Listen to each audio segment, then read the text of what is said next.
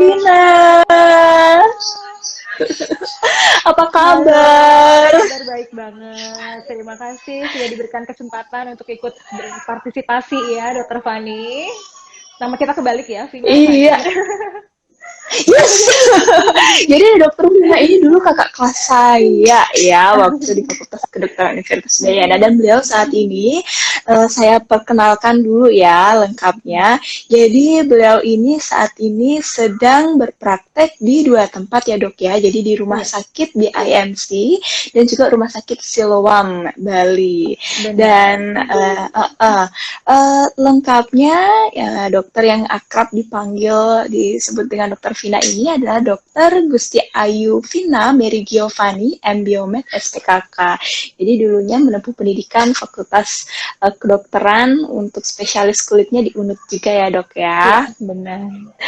Oke, terima kasih banyak juga nih untuk waktunya dan sekarang mungkin langsung aja ke topik ya dok ya Iya, tentang infeksi menular seksual. Nah sebenarnya itu iya. apa aja sih yang masuk dengan infeksi menular seksual?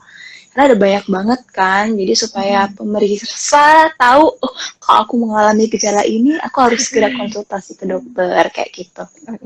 Oke, jadi memang infeksi menular seksual itu adalah penyakit yang infeksi yang ditularkan melalui hubungan seksual khususnya ya. Jadi memang penyakit infeksi-infeksi ini memang sangat luas sekali.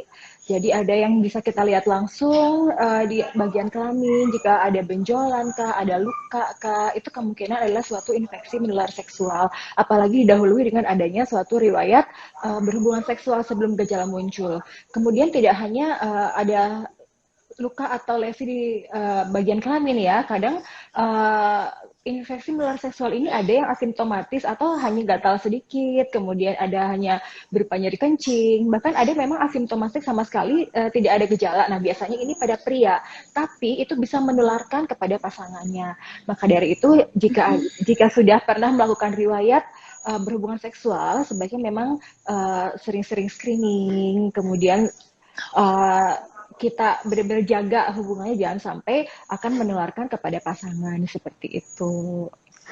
Oke, ya. Terus kalau untuk macam-macamnya itu, apakah semuanya selalu dihubungkan dengan penyakit, maksudnya berhubungan seksual, ataukah bisa juga dari ibu menular ke anak, seperti itu, dari ayah akhirnya menular ke anak, maksudnya janinnya gitu? Jadi memang beberapa sebagian besar ya infeksi menular seksual ini memiliki berbagai macam komplikasi. Jadi beberapa infeksi menular seksual yang umum yang kita temui di masyarakat seperti gonore, kemudian sifilis, itu bisa mengakibatkan infeksi apabila ibunya sedang hamil dan terkena infeksi ini terutama di trimester ketiga. Jadi kemungkinan bayinya itu terkena infeksi sangat tinggi sekali. Biasanya jadi untuk antenatal care itu selalu rutin ya dilakukan pemeriksaan screening untuk infeksi menular seksual seperti itu. Jangan sampai nantinya ada infeksi yang ditularkan dari orang tua, kemudian itu nantinya akan berakibat fatal ke janin seperti itu. Oke, Dokter Vina, kalau untuk infeksi menular seksual sendiri, itu biasanya dialami oleh usia berapa aja sih? Apakah yang remaja aja kah, atau dewasa awal, atau yang usia sudah late adult, kayak misalnya 40, 50, itu juga bisa dialami? Nah, ini dia ya. Jadi sekarang ini mungkin yang perlu kita bahas di sini adalah fenomena di masyarakat ya. Jadi sebenarnya infeksi menular seksual itu bisa terjadi pada siapa saja yang aktif berhubungan secara seksual. Jadi semakin muda seseorang melakukan hubungan seksual itu chance untuk dia terkena infeksi menular seksual itu akan semakin tinggi. Mengapa? Karena hubungan seksual yang dimulai di usia yang lebih dini biasanya akan menimbulkan bergantian pasangan yang berkali-kali karena tidak mungkin dalam satu hubungan cocok seperti itu. Kemungkinan saat dia berganti pasangan kemungkinan besar juga akan melakukan hubungan seksual. Jadi usianya itu tidak tergantung rentang usia ya. Biasanya memang secara umum yang paling sering kita temukan adalah di antara kisaran usia 15 sampai 30-an tahunan yang sering kita temukan. Tapi saat seseorang itu masih aktif secara seksual dan memiliki faktor risiko tinggi, itu akan chance untuk terkena infeksi menular seksual itu tetap ada seperti itu. Oke, ya. Kemudian kalau untuk istilahnya menjaga kebersihan yang kurang. Apakah itu juga bisa menjadi satu faktor seorang bisa gampang atau mudah mengalami infeksi menular seksual? Jadi sebenarnya dia tuh nggak gonta-ganti pasangan, tetapi kurang menjaga kebersihan. Nah, itu bisa Nah, nggak memungkinkan? bisa, bisa. Jadi ada memang infeksi seperti misalnya bakterial vaginosis. Itu sebenarnya lebih berelasi dengan faktor higienitas ya. Cara mencuci vagina yang salah, kemudian higienitas yang kurang dijaga, adanya perubahan flora normal pada vagina, itu mengakibatkan rentannya terkena infeksi bakterial vaginosis ini. Akan tetapi karena infeksi ini dapat ditularkan secara seksual juga, maka ini tetap dimasukkan ke dalam salah satu infeksi menular seksual seperti itu. Oke, ya. Jadi tergantung sama ini juga ya, nggak selalu bisa dapet karena istilah kayak oleh-oleh dari mantan, tapi juga bisa karena apa istilahnya kehigienitasnya yang kurang ya. Nah, Higienitas yang berarti kurang. kalau untuk cara membersihkan, nah tadi kan disinggung cara membersihkan misfi yang benar, lalu seperti apa? Oke, jadi ini sering salah kaprah di masyarakat ya. Katanya kalau iklan-iklan yang kita lihat membersihkan vagina dengan sabun merek A gitu setiap hari itu akan memberikan efek yang baik bagi kesehatan misfi. Padahal sebenarnya kalau kita lihat hanya dengan air saja itu sudah cukup. Akan tetapi caranya harus benar yaitu dari depan ke belakang. Jangan dari belakang ke depan karena kalau dari belakang ke depan biasanya kuman-kuman yang terdapat di feses, yang residu-residu feses itu akan bermigrasi ke vagina. Jadi itu yang mengakibatkan terjadinya perubahan flora normal, kemudian adanya bakteri yang masuk ke sana sehingga menimbulkan infeksi. Jadi untuk penggunaan sabun sebenarnya tidak begitu kita rekomendasikan ya, karena dicuci dengan air biasa pun sudah cukup tanpa harus menggunakan sabun-sabun merek tertentu seperti itu. Karena itu sabun itu apabila digunakan terlalu sering juga akan mengakibatkan perubahan pH dari vagina sendiri seperti itu. Oke, oke. Tapi bagaimana dengan sabun yang mereka pH-nya khusus dikatakan dok? Yang katanya pH-nya sesuai dengan pH vagina. Nah, apakah itu masih tetap direkomendasikan? Uh, kalau nah seperti itu meskipun pH normal vagina seperti itu ya, tetap saja itu dianggap sebagai benda asing dari vagina sendiri. Sebenarnya tetap kita rekomendasikan cukup dengan air saja dan cara membasuh yang benar itu sudah cukup untuk menjaga kesehatan. Jadi tidak perlu pengharum-pengharum. Biasanya kalau sabun yang meskipun pH-nya itu normal pasti ada bau-baunya, wangi-wanginya seperti itu. Jadi wangi-wanginya itu, Parfumnya ya. ya, itu yang bisa mengakibatkan adanya iritasi kemudian di vagina Oke. seperti itu. Uh-uh. Jadi tetap Ya, kita ya. rekomendasikan menggunakan air saja seperti itu. Oke, siap, siap.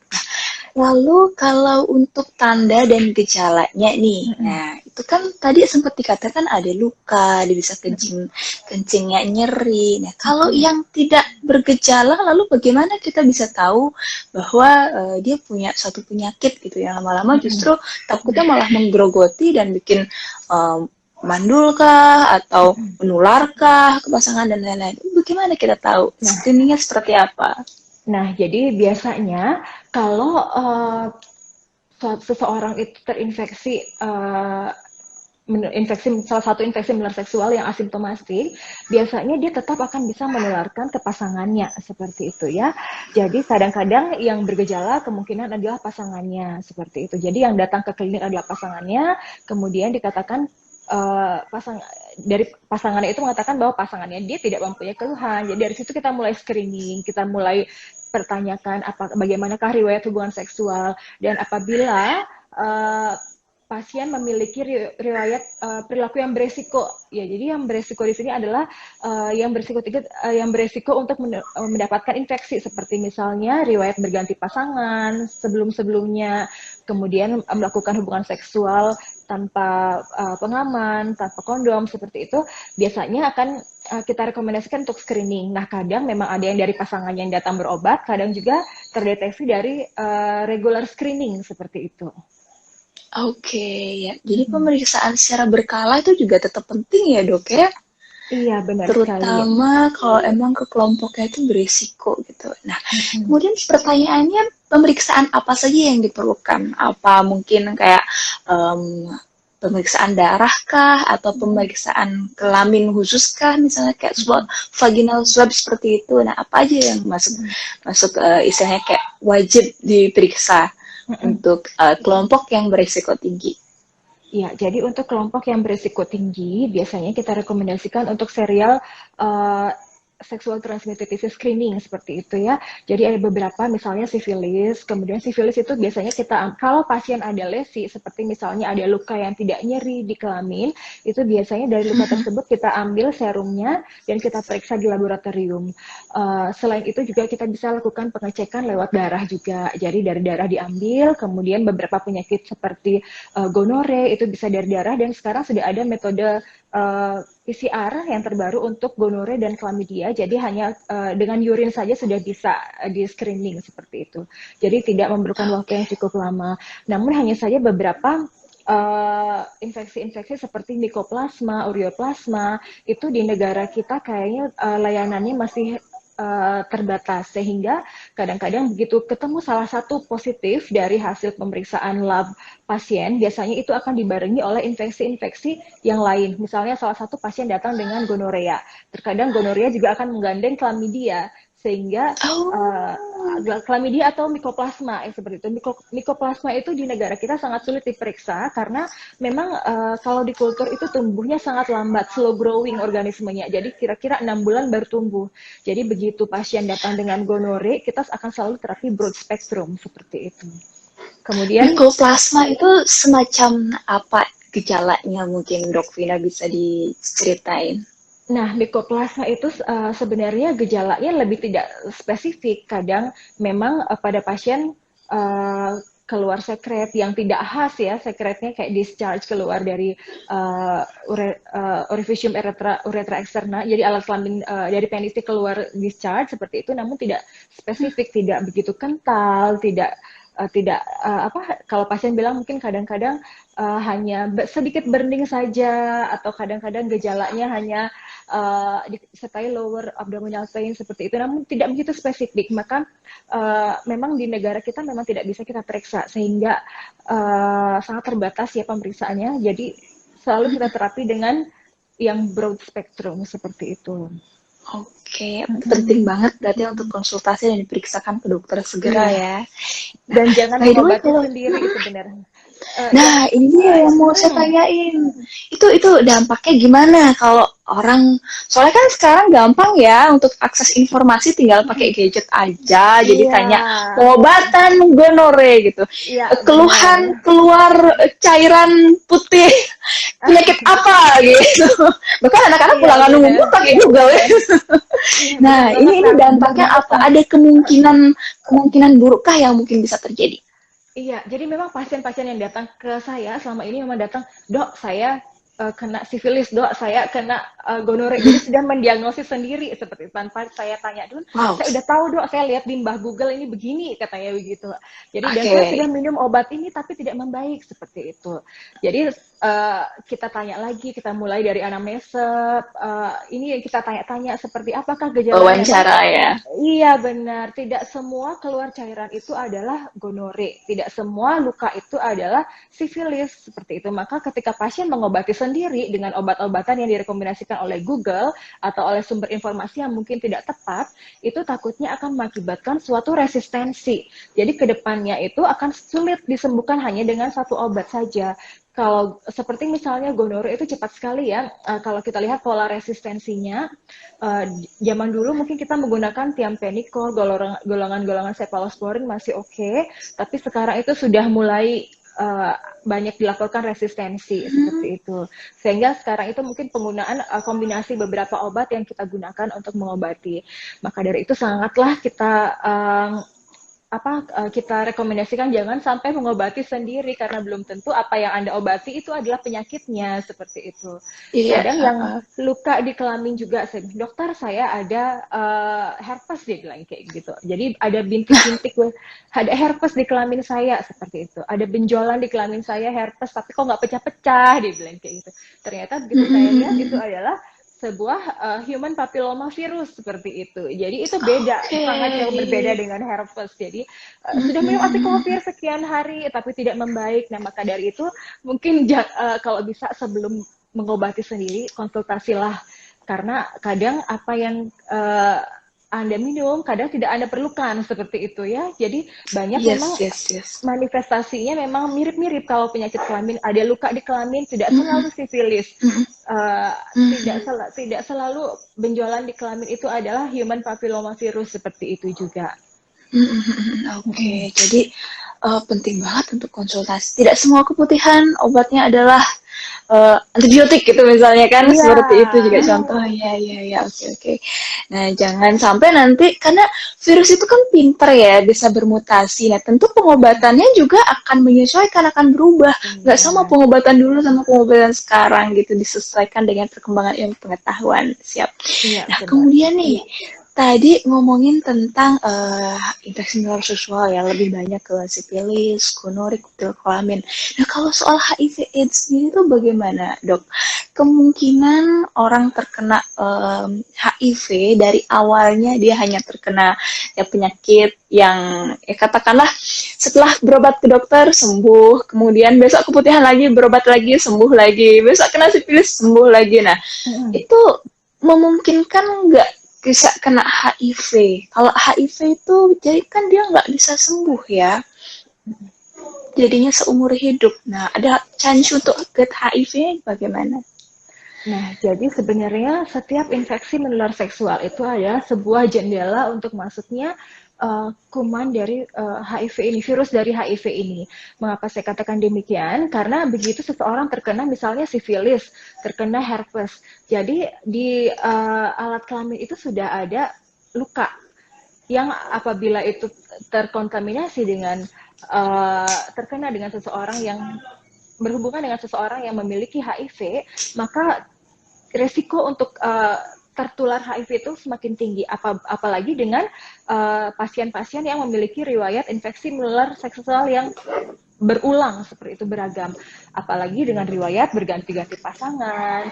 Kemudian karena HIV itu menularnya uh, lewat sekret iya, kemudian lewat berhubungan seksual iya, yang paling sering ada lewat injectable ya, jadi dengan injeksi dari obat-obatan seperti itu. Jadi misalnya seseorang berhubungan dengan orang-orang yang menggunakan narkoba yang suka disuntik-suntik seperti itu.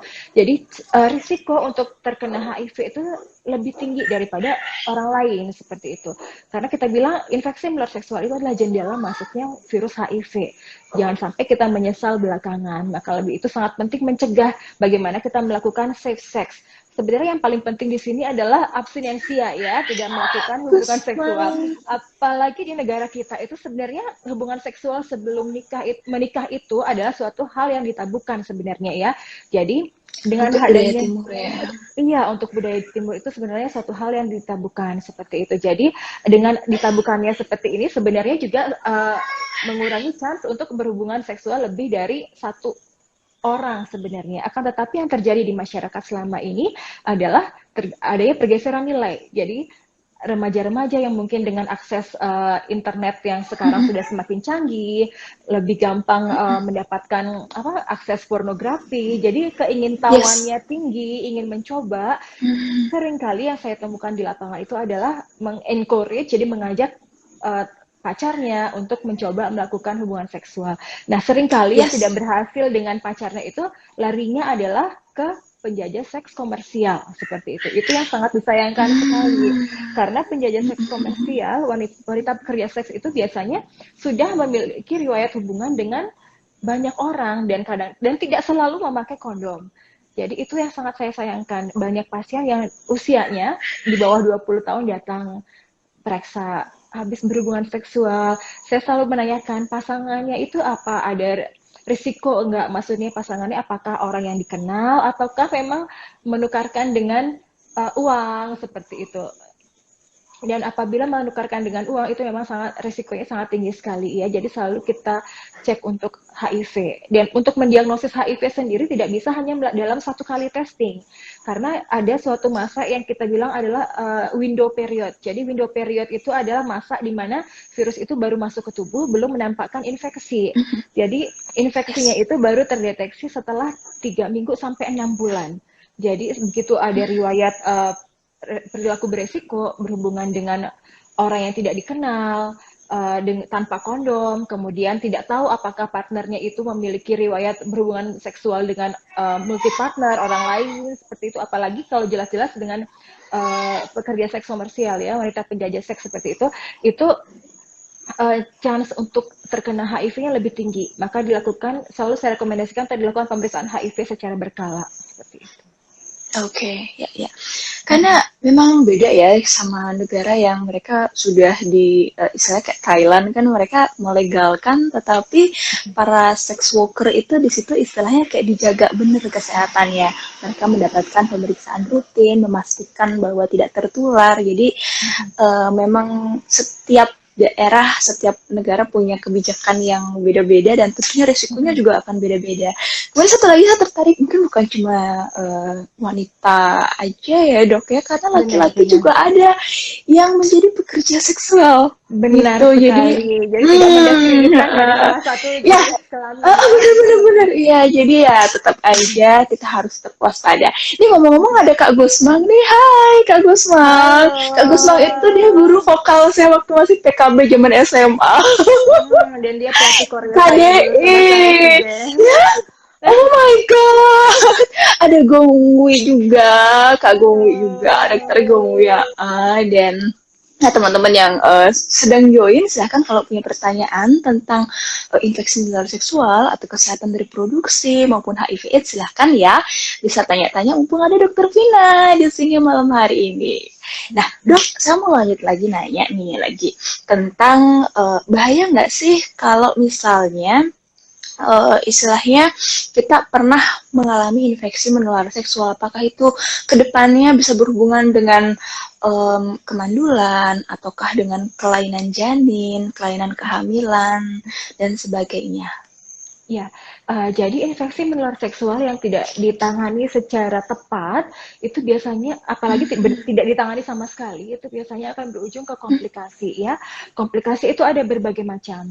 Jadi ada beberapa infeksi menular seksual yang memang menyebabkan adanya kemandulan. Kemudian bagi wanita hamil biasanya infeksinya bisa mengakibatkan kelahiran bayi prematur, keguguran seperti itu. Dan infeksi menular seksual seperti sifilis itu komplikasinya beragam. Jadi dari manifestasi dari kelamin karena sifilis itu kalau kita lihat memang benar-benar dapat menyerupai berbagai macam penyakit ya. Kadang pasien datang dengan keluhan, saya alergi dok, di tangan saya nggak hilang-hilang, di telapak kaki saya merah-merah nggak hilang-hilang. Begitu saya lihat ternyata itu adalah suatu sifilis sekunder, bukan alergi yang dikatakan oleh pasien seperti itu. Jadi komplikasinya bisa ke kulit, kemudian yang paling buruk adalah bisa ke otak juga, neurosifilis seperti itu. Dan bagi wanita yang terinfeksi sifilis yang tidak diobati, itu pada bayinya juga bisa mengalami suatu congenital sifilis seperti itu. Itu yang sangat kita sayangkan sekali karena bagaimanapun bayi-bayi itu adalah generasi penerus kita. Baru lahir sudah dapat infeksi, itu akan sangat berdampak buruk ya bagi kesehatan dari ibu dan anaknya seperti itu. Oke, jadi penting banget nih sebenarnya untuk mencegah ya.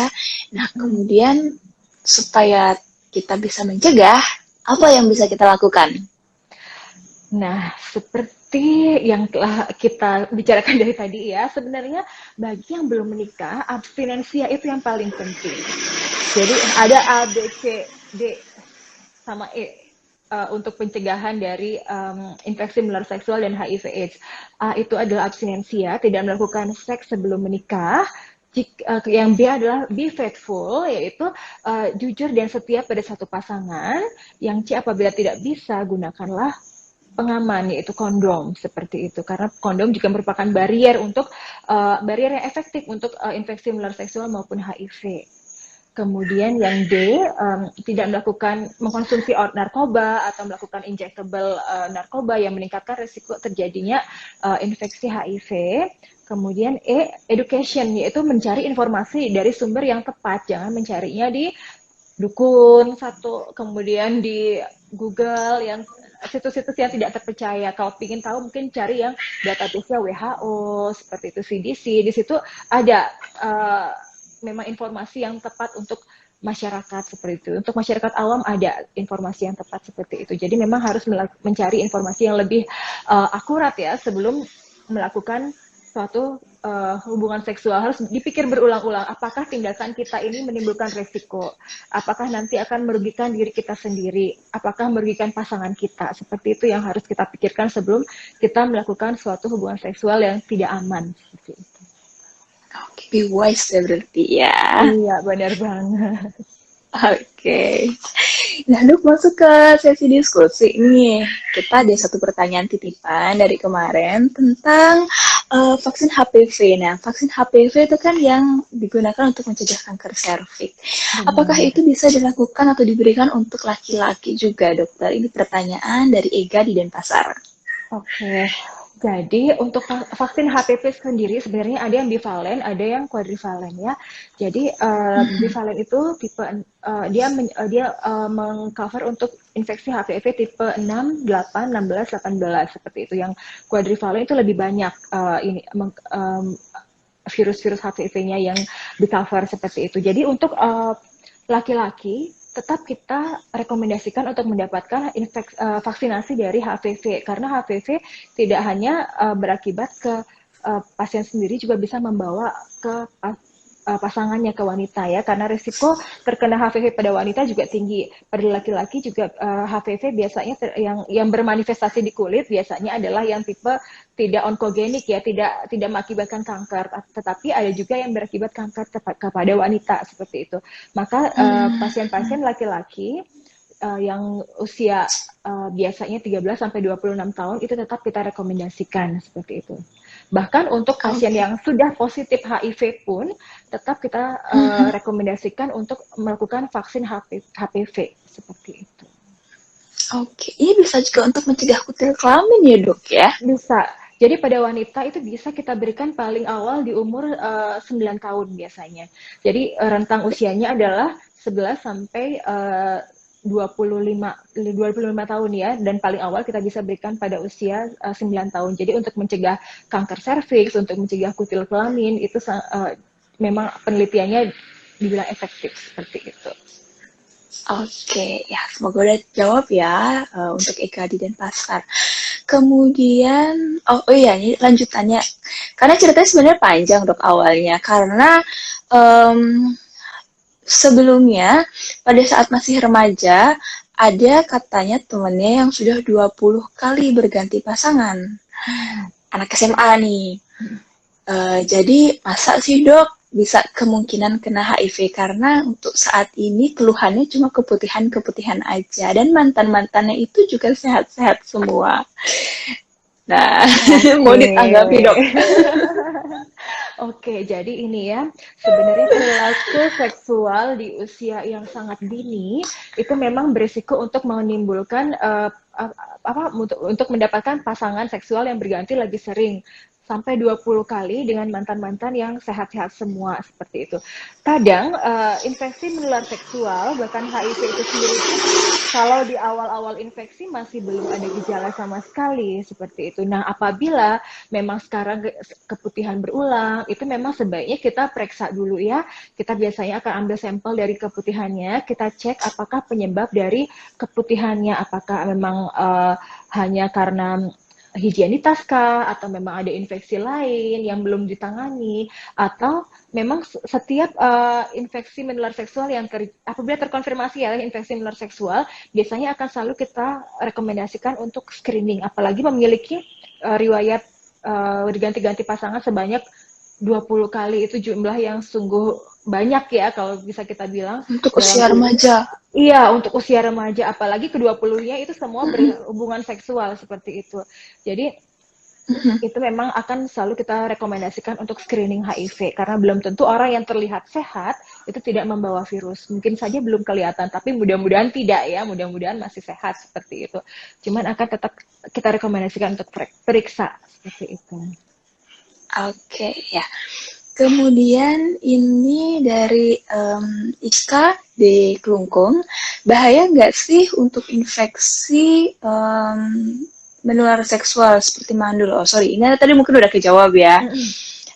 Sorry. Nah ini, apakah vaksin itu dia efektif apabila diberikan di atas usia 25 tahun? Misalnya udah nikah, baru ada rezeki, baru vaksin HPV. Nah, masih efektif nggak? Atau harus dilakukan cara pencegahan lain juga supaya berlapis usaha pencegahannya? Iya, jadi untuk yang sudah seksually aktif, sudah menikah, itu tetap kita rekomendasikan untuk vaksin HPV. Satu, selain dia memang untuk menjaga supaya apabila terpapar dengan virus-virus HPV, dia tidak akan bermanifestasi. Jadi tubuh kita sudah memiliki imunitas untuk mencegah itu terjadi seperti itu ya. Kemudian karena HPV itu sendiri HPV itu sendiri kalau kita lihat penularannya dia memang kontak kulit pun bisa seperti itu ya. Jadi vaksin tetap kita rekomendasikan meskipun dia sudah seksually aktif seperti meskipun dia sudah lewat umur 25 tahun, tetap kita rekomendasikan untuk vaksin untuk mencegah munculnya infeksi menular seksual yang kondiloma seperti itu, kutil kelamin, ataupun untuk mencegah kanker serviks seperti itu. Jadi tetap siap. Nah, ini dari Ibu Naya Kaita Banen, kalau sudah pernah kena kutil kelamin tetapi sudah disembuhkan, apakah perlu vaksin lagi, dokter?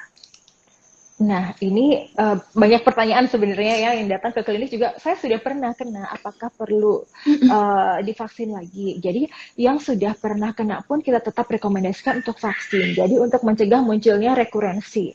Jadi untuk mencegah timbulnya infeksi yang berulang seperti itu. Jadi tetap untuk yang sudah pernah kena pun akan kita rekomendasikan untuk vaksin ya.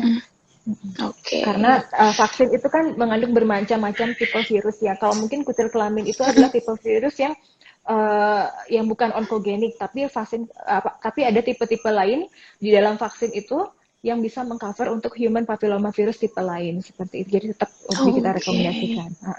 Iya.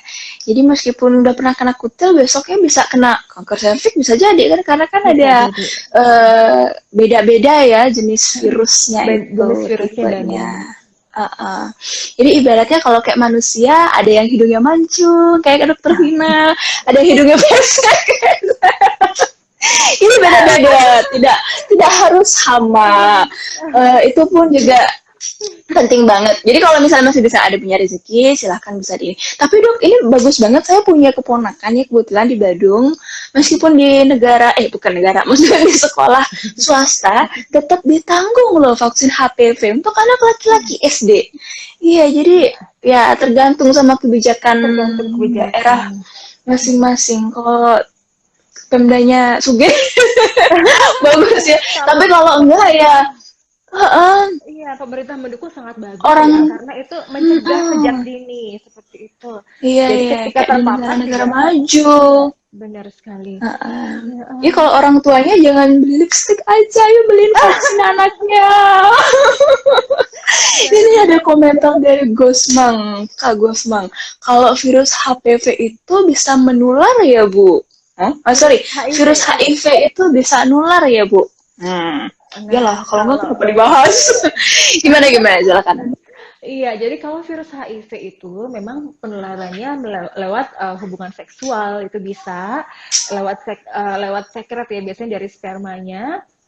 Kemudian bisa menular lewat darah juga, jadi lewat jarum suntik juga bisa seperti itu. Jadi kalau ditanyakan apakah bisa menular, iya bisa menular. Tapi banyak juga hoax yang terjadi di masyarakat, katanya HIV bisa menular lewat gigitan serangga seperti itu, berciuman gigitan serangga itu bisa menularkan HIV. Itu tidak benar. Nah, ini mungkin yang mau kita bahas tentang mitos-mitos penularannya. Mungkin yang maksudnya ditanya sama Kak Gusmang itu kayak kalau kita bersosialisasi sama pasien atau sama orang yang punya HIV itu nular nggak, kayak COVID itu kan nular ya kalau misalnya kontak erat 15 menit 1 meter itu bisa nular. Tapi kalau HIV bisa nular juga nggak? Atau pakai tusuk gigi yang ya, mitos-mitos kan ditaruh di dagang lalapan misalnya, tusuk gigi bekas itu bisa nular nggak? Nah gitu mungkin pertanyaannya. Saya Nah, dalemin lagi.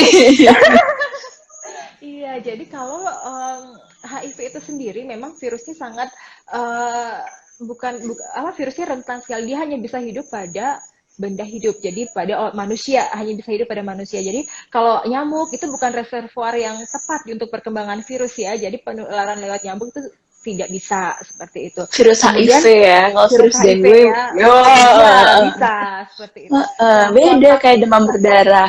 iya, kontak kulit dengan orang HIV gitu, salaman seperti itu tidak menularkan sama sekali. Jangan jadi orang yang terkena Nah, HIV itu jangan catet. jangan dijauhi seperti itu diskriminasikan itu jangan seperti itu karena itu penularannya tidak seintim tidak sedekat apa tidak segampang itu penularannya ya. Jadi memang penularannya memang penularannya perlu kontak seksual yang berkali-kali. Kemudian yang paling gampang menularkan itu adalah sebenarnya injectable. Jadi begitu menggunakan jarum suntik yang digunakan oleh pasien HIV itu resikonya akan jauh lebih tinggi.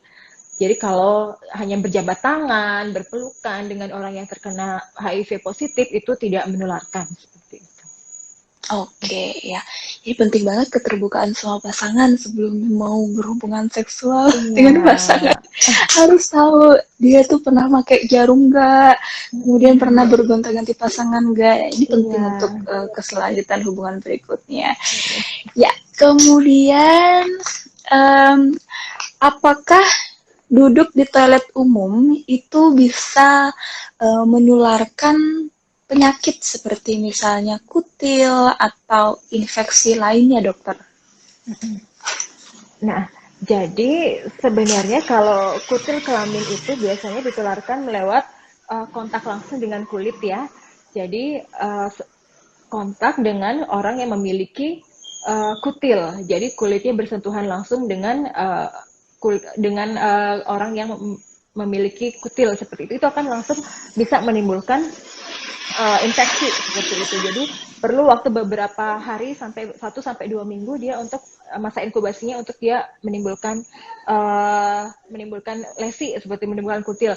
Nah, jadi pada toilet tempat duduk toilet itu biasanya kalau misalnya memang dalam jangka waktu yang jadi virus itu kalau di tempat duduk itu tidak bisa bertahan lama, di tempat yang tidak hidup itu tidak bisa bertahan lama, itu sangat rentan. Jadi biasanya kalau ini nggak bersih toiletnya seperti itu, takutnya nanti ketularan infeksi menular seksual dari sana, itu jarang sih sebenarnya, sangat kecil sekali kemungkinan untuk terkena dari toilet seat seperti itu ya. Lebih sering memang dengan kontak kulit langsung. Itu. Oke, ya. Kalau untuk infeksi saluran kencing gimana, dok? Bisakah? Kita mungkin dari gagang pintunya mungkin abis itu sebelum coba belum cuci tangan gitu.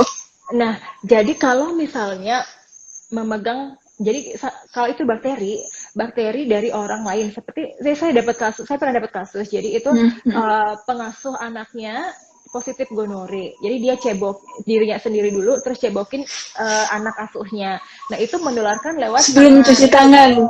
iya tidak cuci tangan langsung mencebokin anak asuhnya. Nah itu anak asuhnya kena gonore seperti itu. Jadi Oh my god. Beneran? itu Wow. kasus seperti itu. Jadi penularannya lewat Oke. itu seperti itu. Jadi memang harus kalau bakteri emang harus lebih berhati-hati ya. Nah, penting banget nih cuci tangan bukan karena cuma COVID doang.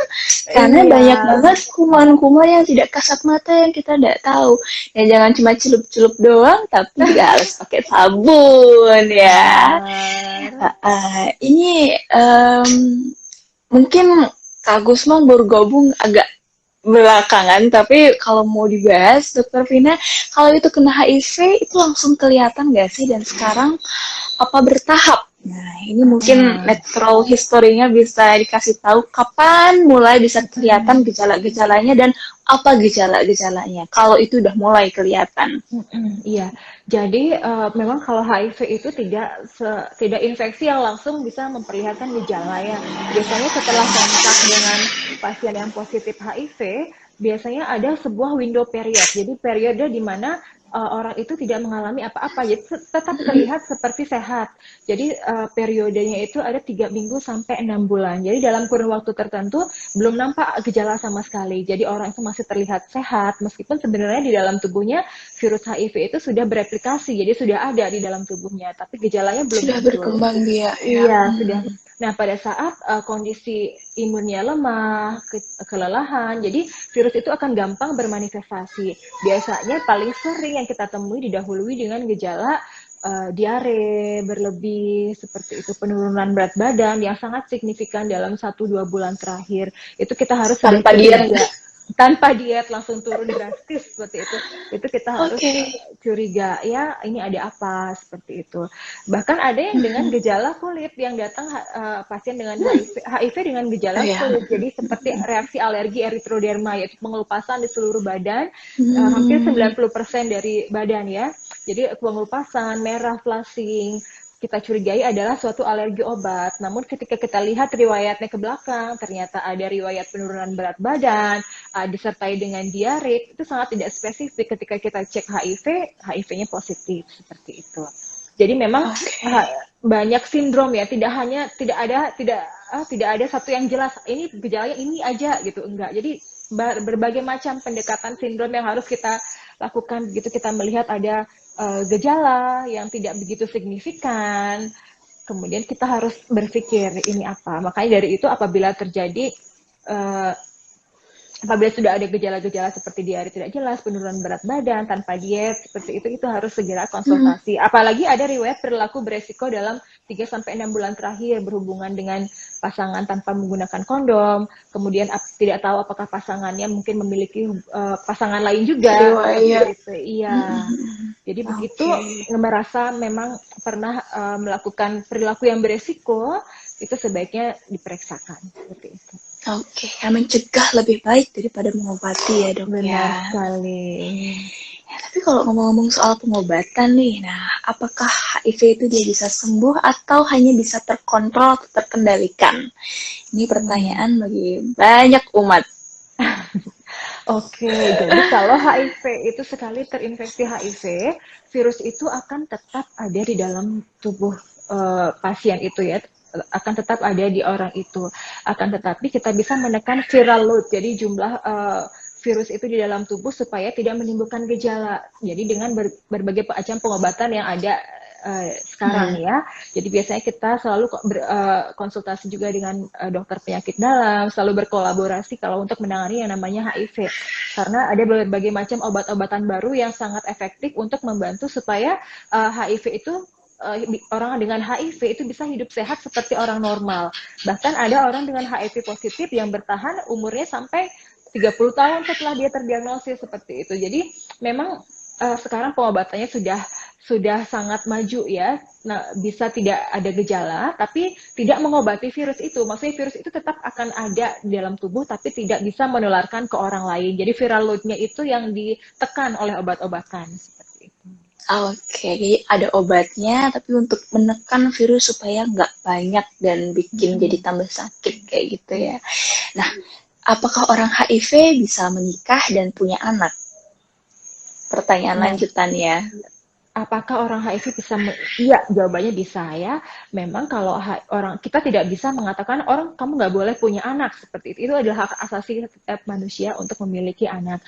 Akan tetapi Meneruskan kita keturunan. iya meneruskan keturunan. Nah, jadi yang bisa kita bantu adalah bagaimana kita menekan viral load pasien itu sehingga benar-benar terkontrol, sehingga sudah tidak bisa lagi menularkan ke pasangannya. Jadi pada saat tidak menularkan, jadi belum tentu orang yang HIV positif ketika menikah istrinya akan positif juga, itu belum tentu. Karena apabila orang ini terkontrol, viral load-nya sangat rendah, tidak kita dapat mengontrol jumlah virusnya, tidak menimbulkan gejala, kemudian orang itu bisa hidup sehat dengan HIV positif, biasanya akan sangat kecil sekali risiko untuk menularkan ke pasangan ataupun ke anaknya, seperti itu.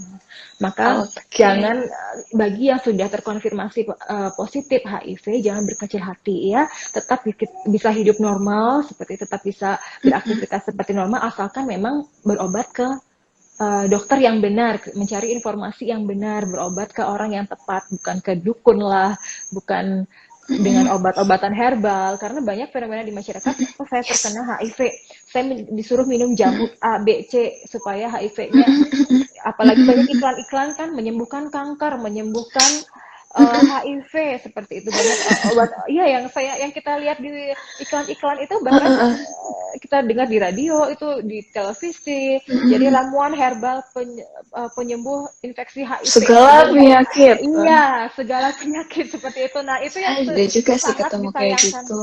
sangat disayangkan sekali, karena apabila dia berobat ke orang yang tepat, dia maka um, kemungkinan untuk hidup normal itu sangat tinggi seperti itu. Jangan sampai menyesal di kemudian hari, itu saja sih sebenarnya. Yang penting minum obatnya disiplin, sesuai dengan Iya, jamnya. Justru sebagai pasangan, karena kita cintanya gitu kan ya, jadi harus alarm selalu on, selalu teng gitu jam biologisnya untuk ngasih obat ke pasangan yang punya HIV. Ya, sudah terjawab sepertinya semua pertanyaannya dari teman-teman Sobat Sehat. Nah, mungkin ada pesan-pesan yang ingin disampaikan Dokter Vina kepada Sobat Sehat yang saat ini lagi dengerin kita ngobrol nih tentang HIV dan juga IMS. iya, jadi sebenarnya mencegah itu lebih baik daripada mengobati. Sebisa mungkin bagi pasangan yang belum menikah, sebisa mungkin menghindari berhubungan seksual abstinensia seperti yang kita bahas tadi ya. Kemudian setia pada satu pasangan. Kalaupun tidak bisa melakukan kedua hal tersebut, selalu menggunakan kondom, tidak melakukan hubungan seksual dengan berganti-ganti pasangan, ataupun menukarkan hubungan seksual dengan uang seperti itu, tidak melakukan hubungan seksual dengan orang yang beresiko, tidak mengkonsumsi narkoba, tidak melakukan injectable obat yang meningkatkan risiko HIV, kemudian mencari sumber informasi yang tepat dan terpercaya seperti itu. Jangan sampai nanti informasi yang didapat yang katanya adalah mitos itu dipercaya sebagai suatu kebenaran, sehingga nantinya salah kaprah dan infeksi yang dia dapat itu tidak tertangani dengan baik, sehingga menimbulkan suatu komplikasi seperti itu. Oke, karena untuk ilmu kedokteran itu kita pakai obat sesuai dengan uji klinis yang sudah diobati, yang sudah diuji, diteliti dalam kurun waktu yang lama ya dok ya, dengan metode ilmiah, jadi ya lebih kemungkinan terkontrolnya lebih bagus.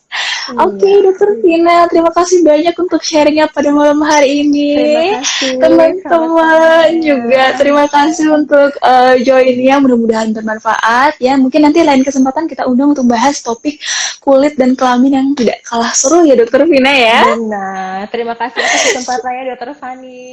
Terima kasih untuk yang sudah bergabung hari ini ya.